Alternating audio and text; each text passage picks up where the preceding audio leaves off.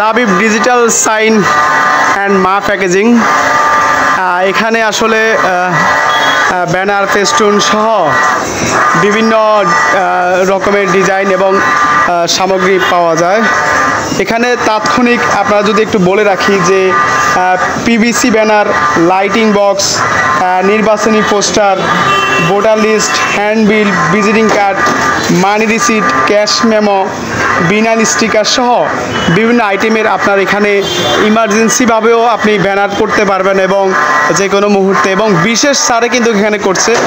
যদিও রায়পুরে আরও অনেকগুলো প্রতিষ্ঠান আছে, আপনারা দেখতেই পাচ্ছেন যে এই যে লাবিব ডিজিটাল সাইন অ্যান্ড মা প্যাকেজিং, এখানে কিন্তু দক্ষ কারিগররা আছেন এবং আপনারা দেখতেই পাচ্ছেন যে এখানে দক্ষ ডিজাইনার অর্থাৎ গ্রাফিক্স ডিজাইনার দ্বারা পরিচালিত এই প্রতিষ্ঠানটি। আমরা এখন পরিচয় জানবো যে আপনার নাম কি? মোহাম্মদ পারভেজ হোসেন। পারভেজ হোসেন, আপনি এই পেশা বা এই জগতে কত বছর আছেন? এবার জগতে দীর্ঘ 4 বছর ধরে কাজ করছি। আচ্ছা, পারভেজের সাথে আমরা কথা বলেছি এখানে লাবিব ডিজিটাল সাইন অ্যান্ড মা প্যাকেজিংয়ে নিজস্ব মেশিনের দ্বারা প্রিন্ট করা হয়। এখানে আমি যদি একটু সামনে গিয়ে দেখানোর চেষ্টা করি, এখানে দক্ষ কারিগররা তারা কাজ করছেন।